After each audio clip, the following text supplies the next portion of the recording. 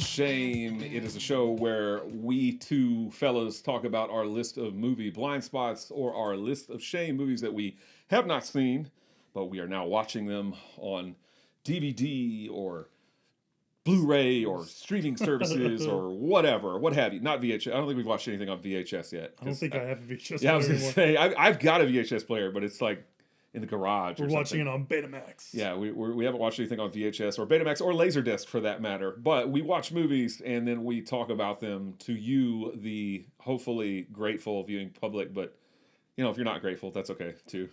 It's all right. We just do this for fun. We read your comments. Yes. So this week we are talking about a couple of movies from my list of shame, but I think you also said they're from your list of shame as well. But last week, both movies I had not seen either, so that's fine. That's how this works. Either one of us haven't seen. But what movie are we going to talk about today? All right. The first of our pair of Richard Curtis movies, Hugh Grant, Charles, and a couple of his closest friends attend 4 weddings and a funeral. I remember the first time I saw Gareth on the dance floor. I feared lives would be lost. She's a pretty girl. The one you can't take your eyes off. Is it love at first sight? Oh, good Lord, no. It's the bloke she's dancing with. I used to play rugby with him at school. I'm just trying to remember what position he played in. No, let's say one, for the sake of argument, one did take a fancy to someone at a wedding. I mean, do you think there really are people who can just go up and say, "Hi, babe, name's Charles, this is your lucky night"? Well, if there are, they're not English. Why? 4 Weddings and a Funeral came out in 1994. It is written by Richard Curtis and is directed by Mike Newell. I'm a big Richard Curtis fan. I came into him late in life. Who's Richard Curtis, you ask? That's a good question. I'm about to tell you. Richard Curtis has written a lot of my favorite movies, a lot of really good movies. He did the Bridget Jones' Diary movie. He did About Time, which we both watched for the podcast, and I think I love. I like it. And you like. He did Love Actually, which I watch every year, and so I really like that movie. And I don't remember where you fall in Love Actually. I don't like it nearly as much as you. I thought it was okay. I mean, I've seen it once, but I think that was enough for me. Yeah. So not the same. And he wrote Yesterday. Yesterday was directed by his Danny name Boyle, right? Danny Boyle, yeah. So which I think is I've grown to like it more. Yeah, it's okay. I've seen it like a couple times. I grow to like it more. I think what's his name? Robert Carlyle, they made him up to look like John Lennon. I thought pretty well, honestly, but I don't really like that movie that much. Okay, cool. And then so that's Richard Curtis. He's done a lot of romantic comedies. Mike Newell is a director. He did Donnie Brasco with Johnny Depp, and he did Harry Potter and the Goblet of Fire. It was the only Harry Potter movie he directed. Oh. He was right there in the middle of all the movies. Okay. 4 Weddings and a Funeral stars Hugh Grant as Charles, James Fleet as Tom, Simon Callow as Gareth, John Hannah as Matthew, Kristen Scott Thomas as Fiona, David Bauer as David, Charlotte Coleman as Scarlett, Andy McDowell, who I've been saying her name wrong for almost 30 years now, because I thought it was Annie McDowell, not Andy. Oh, really? Yes, yeah. I don't know why. As Carrie, and Rowan Atkinson as Father Gerald. It's a movie I remember hearing a lot about. For some reason, I always associate it with Quentin Tarantino, and I don't know if it's something he mentioned in a press release or some comment about or anything like that. I don't know why there's a relationship between this movie and Quentin Tarantino in my head, but there is. And I don't think he I don't know what he has to do with it or if anything. Oh. But it's a movie I've heard about a couple times. I heard it's good. It's gotten some Academy Award nominations. Maybe we'll get into that in a little bit. But it's a movie I've never seen and a movie that you've never seen. But more importantly, it's your week. Mm-hmm. So what'd you know about 4 Weddings and the Funeral before seeing this? And what'd you think about it afterwards? Is it a wedding or is it a funeral in your eyes?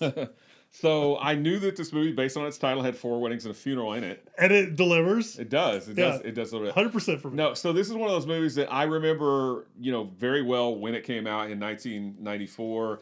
This is one of those movies that, we imported here to America like the Full Monty or Trainspot, other movies that came from What was the one the UK. we watched about Waking Ned Divine. Yeah, exactly. Movies like that. So nowadays with streaming services, and I think we mentioned that when we did, probably Waking Ned Divine. Nowadays with streaming services, we have access to movies all over the world, like at the tip of our fingers, right? Yeah. But back then, a movie really had to make a big splash across the pond or wherever, in Asia, whatever country it came from. I mean, Asia's not a country, but you get what I'm saying. Some country in Asia, it had to make a big splash overseas somewhere in order to be imported over here and to come over here. But Four Weddings and a Funeral did just that. And I remember it coming out, like on VHS and that long ago, because obviously this was back when VHS was still very, very prevalent. I had a lot of friends that saw this movie and loved it.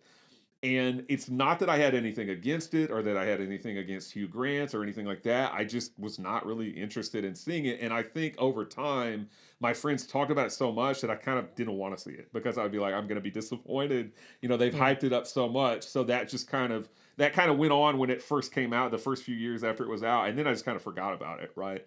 And, here we are 28 years later now. It's 2022. So 28 years later, I'm finally getting around to seeing Four Weddings and a Funeral. I knew it had Hugh Grant and I knew it had Andy McDowell in it. Not Annie. Yeah, Andy McDowell. But I liked it. I thought it was good. I like this movie. I like the fact that it's basically Four Weddings and a Funeral. Yeah. There's not a lot outside of that. Yeah. It's basically you see these people's lives and their relationships based on how they interact with each other at these four weddings and at the funeral in the film. So I like that because I still felt like I knew these characters when the movie was over. And it's funny maybe to say that because you think that you're not going to get a lot of a sense of who these characters are, but I feel like you do. You get the most important sense of who they are as people because you get to see their lives or their loves, like who they are infatuated with, like in the case of Scott Thomas's character. Hugh Grant's character, you learn a lot about him through like his exes at that one particular who show up like at wedding. The wedding. Yeah, it's gotta be the table he's sitting at. It's gotta be like the worst. Yeah, it's gotta be like a level of hell or something like that. Even the funeral part, at first in the movie, I thought it was maybe a little bit out of place. Like I was like, why did they include this? But as it went along, I found it to be very moving because it depicts the relationship between. It's Gareth is one of the characters. Who's the other guy? I don't even remember. I don't think I even put him on the list. Okay, so Gareth and the other guy. But it depicts, I think it depicts their relationship. Well, the eulogy that the guy gives is very, very moving. The poem that he reads by W.H. Auden, I believe, is very, very moving. So I actually really like that part of the movie.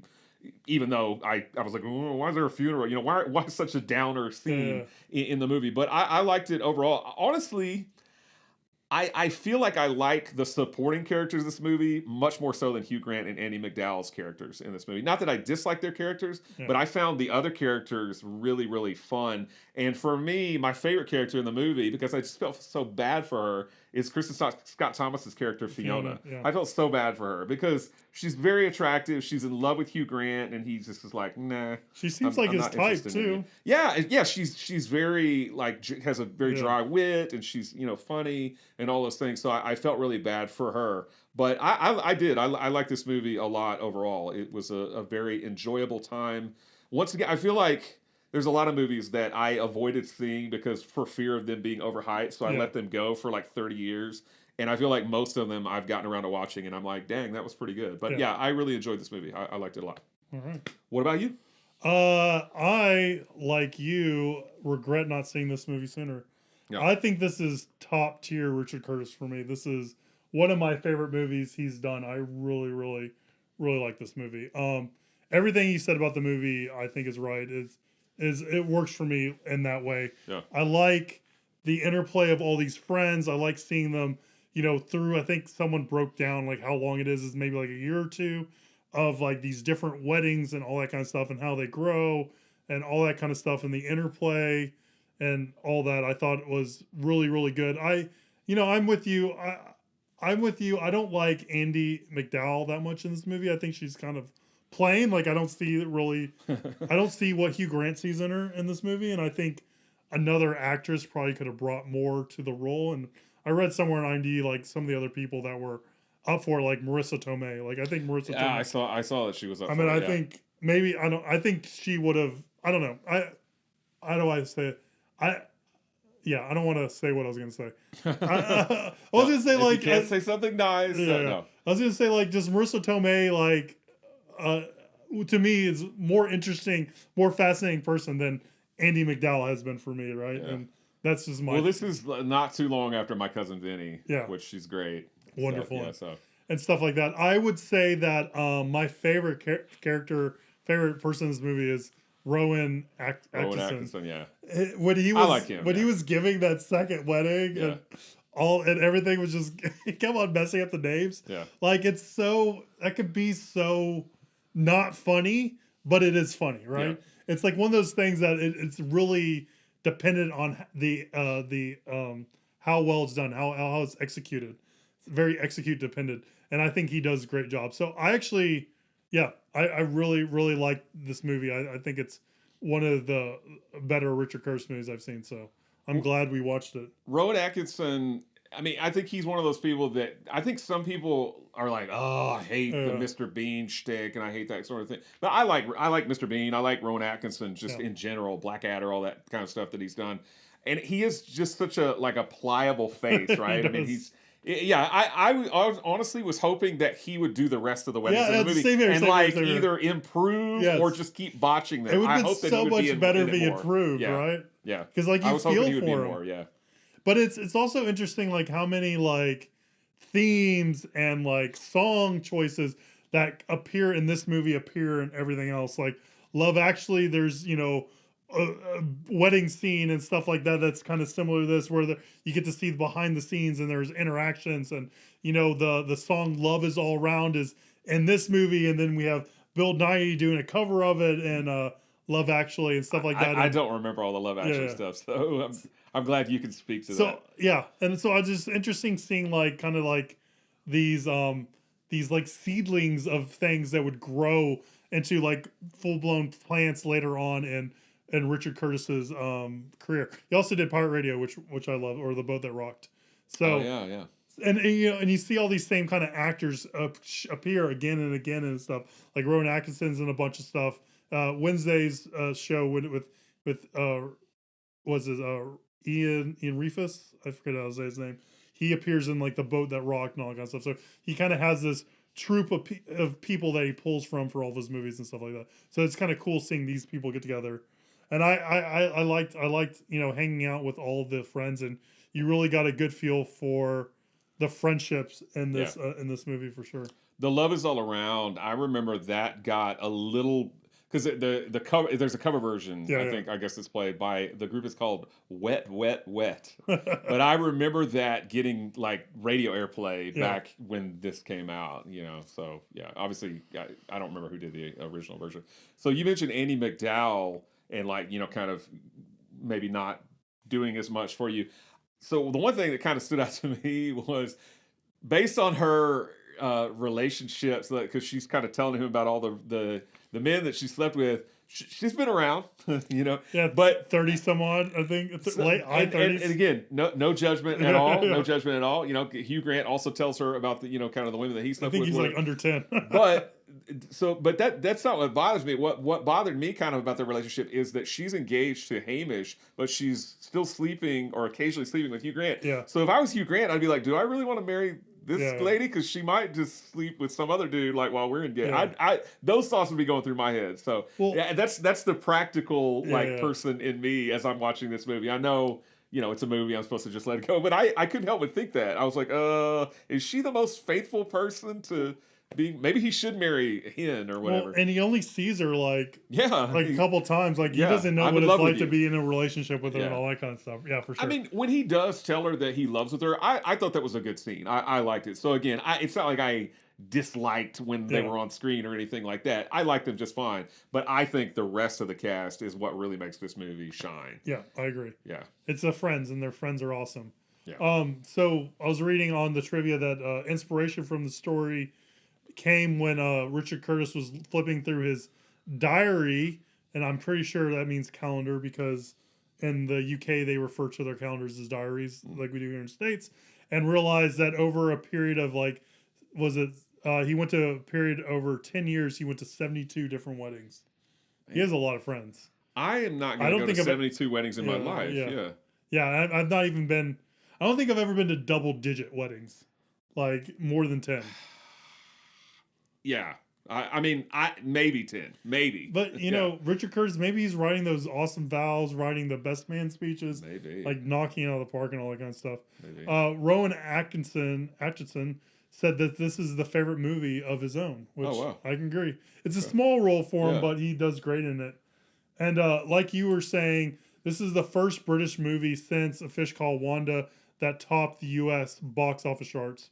I would think, I'm sure there's other movies post this, but whenever this was written, it was saying Fish Called Wanda top box office charts, another import from the UK, and then this movie came in, probably followed by Waking Ned Divine shortly thereafter.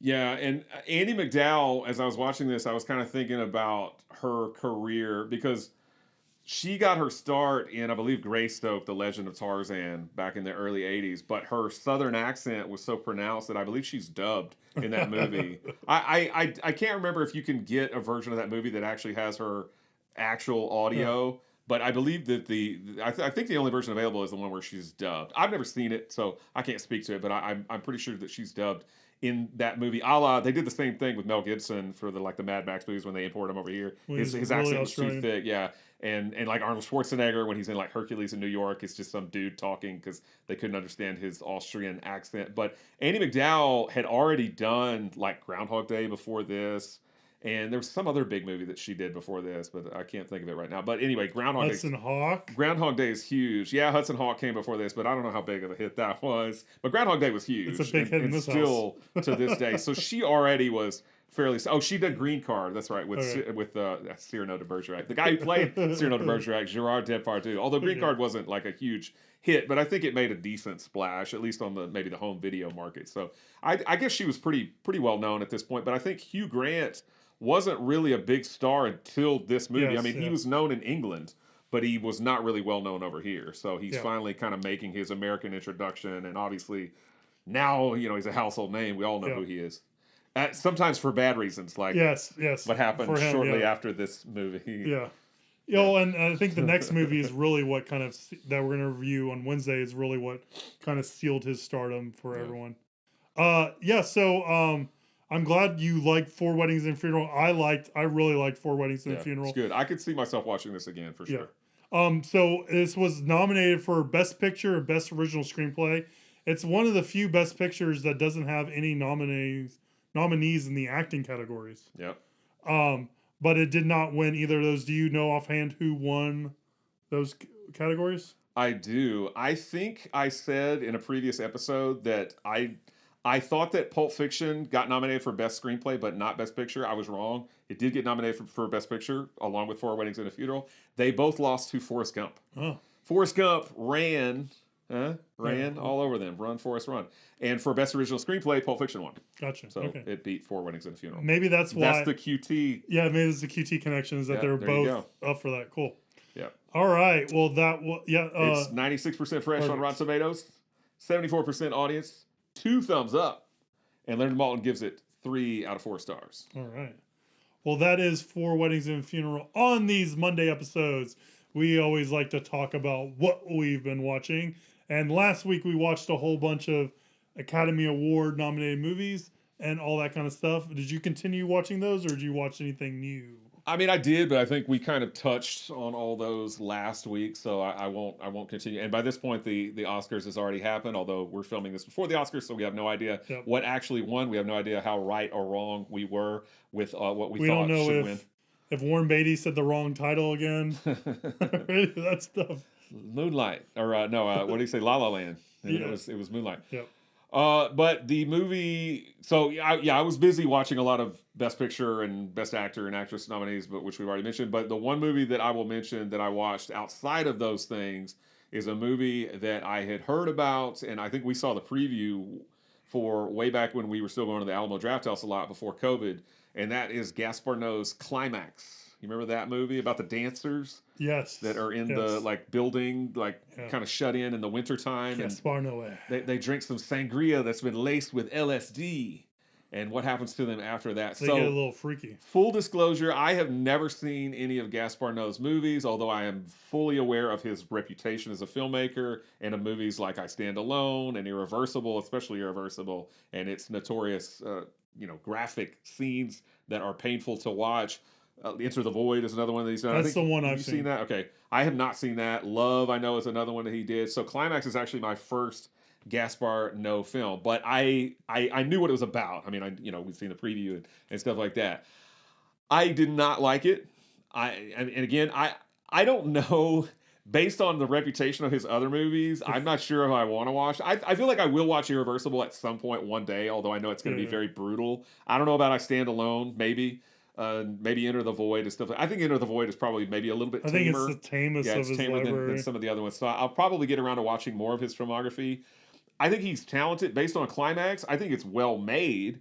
And I think it's some of the cinematography is really cool. And especially for me, the standout part, and I think I'm kind of the same as a lot of other people, the standout part of the movie is the beginning. After they go through, because they do like some interviews with the dancers, but after that's over, they do like a dance number, like a choreographed dance number that goes on for 10 minutes or something like that. That part is awesome. And I watched that dance scene several times because I think that part is really, really cool. But unfortunately, everything that happens after that, it's not so good. It's very talky for a while. They are drinking the sangria laced with LSD. Then they all start, kind of freaking out and getting violent and stuff like that. And I mean, it just was exhausting, honestly. I didn't feel like... I'm not saying you can't make a good movie out of a premise like that, but it was unrealistic to me. A lot of their reactions were unrealistic to me. Just as far as I'm like, why? Because I feel like they all got either angry or freaked out, and I don't think everybody does that with LSD. I think some people might do that. Some people, are going to have a different reaction to it. But this being a Gaspar Noé film based on his reputation, because I haven't seen his other films, I just felt like he just wanted it to be, kind of more brutal than anything else. But I didn't find any of it disturbing. There are some disturbing things that happen to some of the characters, but maybe because I've seen so much messed up stuff in my life, I didn't really find any of it disturbing. I just found it tedious and exhausting. So outside of the dance part of the movie, I really didn't like the rest of the movie much at all. So I would not recommend it, but I did watch it on Showtime. So if you have Showtime, it's streaming on there right now if you care to check it out. All right. But it does not get a recommendation from me, other than the dance part. What about you? I kind of have a theme going on this week. I watched a bunch of Stephen King adaptations, I guess, or things that are based off of Stephen King novels. Yes. So Kirby, avid Drag Race fan, and in Drag Race they have a game called the Snatch Game, where the contestants dress up as and be famous actresses, characters, and all this stuff. And one of the characters, Baga, is Misery from Misery. So seeing, and it was that's an odd choice. Yeah. Apparently, it's pretty funny. I don't really. I've watched a few episodes of Drag Race, not necessarily my cup of tea, but so much so that she wanted to watch Misery. So I figured, okay, let's put on Misery and put that on, which is a movie I've never seen, and I don't think it holds up that well. I found it more cheesy than anything else. Rob Reiner directed it, and I'm just like, this is not like, it doesn't come off as a horror movie. It comes off as like TV horror to me, like very light touch and not really psychological. People I've talked to after seeing that don't share my same sentiment. Yeah. So I think I'm very much in the minority about it. Have you seen Misery recently? So I haven't seen it. I saw it in the theater when it came out. I haven't seen it since then. So I remember enjoying it a lot, but I was a lot younger, obviously, then. So it was a fun, like, Friday night at the movies. Packed theater, bunch of, younger high school age, college age kids are all kind of seeing it. I think we all had fun with it. So that's what I remember from it. So that's the only, thing I can speak about is my recollection from then. If I watched it now, I may have a completely different reaction to it. But I thought it was good 30 years ago, 30 plus years ago. It came out in 1990. So, So Misery, about an author that's tied to the bed. Another Stephen King adaptation about someone tied to the bed is Gerald's Game. This came out on Netflix, and I thought it was 2 years ago. No, this was 2017. It came out on Netflix 5 years ago. Yeah. And I remember reading good things, hearing good things about it, but wanting to watch it, but not had the chance. And then after watching Misery, it seemed like it would be a good movie to pair with it. So we watched Gerald's Game, and I really liked this movie. I thought it was really well done, and thought it was good. It has Bruce Greenwood in it. It has Is it Carla Gugino? yeah, Carla Gugino in it. Yeah. I thought they were really good. It freaked Kirby out, which made me like it even more, because that's always fun when someone's really into the movie and really jumping at the right parts and all that kind of stuff. I liked Gerald Game a whole lot. I liked it better than Misery. It's more modern, so that's probably why it played better. But I thought it was good. Have you seen Gerald's Game? I haven't. So I was gonna say I've read the book of Misery and seen the movie. I've read the book Gerald's Game and not seen the movie. And then the next one you're gonna speak about, I've read the book and seen the movie. But no, Gerald's Game I've yet to see the movie. Gotcha. So again, going down the Stephen King path, another movie that gets compared to Misery is Dolores Claiborne, both because they have Kathy Bates in the adaptation, and also because of the solar eclipse is the same solar eclipse that happens in both movies. So the one that I don't even remember that. yeah, the one that well, no, wait, is it Gerald's Game? It's Gerald's Game has a solar eclipse. Sorry. Oh, that's right. Yeah, because those books were written very close together. Yeah, sorry. So the solar eclipse in Gerald's Game is the same solar eclipse that happens in Dolores Claiborne. So and Dolores Claiborne, I went into it expecting more of like a mystery thriller kind of thing, and it's really more of his kind of like, it felt more like the Green Mile kind of movie. It's more, or like Shawshank Redemption, where it's more drama, less thriller. Yeah, it's not horror at all. So I think that's what kind of rubbed me raw about it, because I was expecting something else, not knowing anything about the movie, just going on the vibe. And so it didn't really work for me. I think a lot of people like it, so I think also I'm in the minority, but it wasn't what I wanted at that time. I mean, this is one I remember vaguely, the Book of Misery, and liking it, and I like the movie based on my 30-plus-year-old recollection. Gerald's Game, I honestly didn't like the book that much, because I was like, it's just a book about a lady handcuffed to a bed, basically. I don't know, I didn't really get into it. And Dolores Claiborne, I remember nothing about the book, and I remember nothing about the movie, but I do recall liking the movie. I couldn't tell you anything about it. Yeah. Honestly, that's how long ago it was. And then sorry, that's not helpful. No. I think it's interesting. And then the last thing I watched, again in the Stephen King thing, was I've started this many months ago, maybe almost a year ago. Started watching the Castle Rock on Hulu, the now canceled Castle Rock. There's only 2 seasons, so I watched the entire first season of Castle Rock, and I'm not sure if I'm going to watch the second season, because it's kind of an anthology. So the storyline of the second season actually has Misery in it, has Lizzie Kaplan playing Misery. And that has nothing to do with the first season storyline. It's just, I don't know if I like it or not. I think it got more interesting as I got further along in the show. It was, for season 1, it was more of like one of those slow burns. But I feel like, and I don't think I'm the best person to say this, but it feels like the overall story is not what I would consider a Stephen King kind of story, even though it borrows from the characters, the milieu, and all that kind of stuff. But not being an avid Stephen King reader or any of that kind of stuff, I am probably way off base. But the theme and the overall what the story's about just didn't seem to fit with what I would think of a Stephen King kind of story. And so that kind of like left me a little cold a little bit.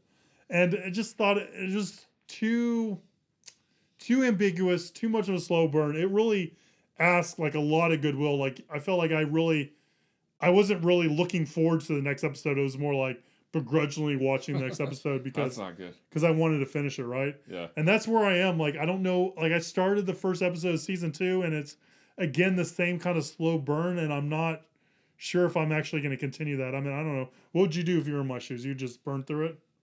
Well, you know me. I don't like to leave things unfinished because I feel like I'm missing something. I don't like to leave books unfinished. I don't like to leave. Not to say that I haven't, but I would probably just watch the rest because it nags at me. Yeah, even if it's an anthology. Yeah. But again, I mean, I couldn't make it past Fear Street Part 1. Yeah, I agree. So that's kind of where I am with Castle Rock. I I really like it. I mean, I think I've said this a couple times when I talk about Stephen King stuff on the what we've been watching. I like the milieu. I like how everything's so interconnected and all that kind of stuff. And so like I'm naturally wanting to watch stuff like that and that take part in this universe. It's just for me, Castle Rock, I think it would have been better if it was probably like Misery is, where it used more of one of his stories as a jumping off point rather than what to me seemed like something completely new in his universe.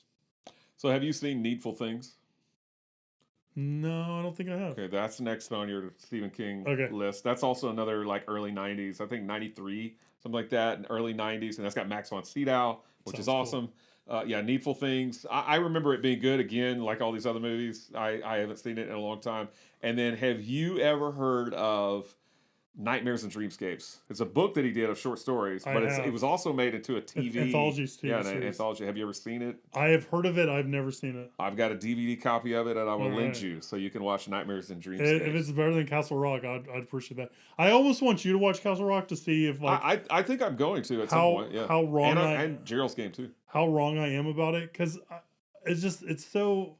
I'd be curious to see what your take on it is. Well, now that it's been canceled, I can binge all of it. Yeah, you know me. I don't like to watch series until they're over. Two unrelated series, and I think the filmmaking's well done and all that kind of stuff. It's almost like The Witcher was for me. I need, as a outsider coming into this, I need something a little less nebulous. I need something a little bit firmer to sink my teeth into, and then you can take me on wild rides. But it just seemed like it was too much of a slow burn, too much of a long play, too nebulous for me to actually catch on. But the episode The Queen, which is like episode 8, is crazy and awesome, and I think the filmmakers are really like flexing their muscle, and I think that's really well shot and really cool. But I don't know how I feel about the whole series on a whole, minus that thing.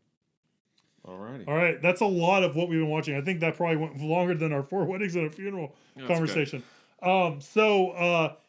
What are we gonna? You gotta ask me. Well, yeah, I was gonna ask you. So today we talked about a movie written by Richard Curtis, and it seems like Richard Curtis is a theme this week. So what did you decide to pair 4 weddings and a funeral with? So I was looking for another Richard Curtis movie that either of us haven't seen, and see a lot of connections, a lot of comparisons between this and another movie that he did 5 short years later, and that's Notting Hill, also starring Hugh Grant.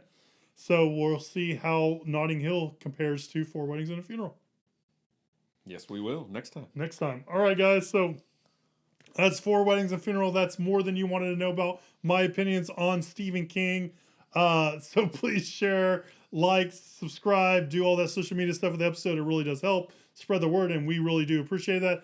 And stay tuned on Wednesday when we figure if we like Notting Hill or we should just foreclose on it and move somewhere else. We'll see you soon, guys. Bye.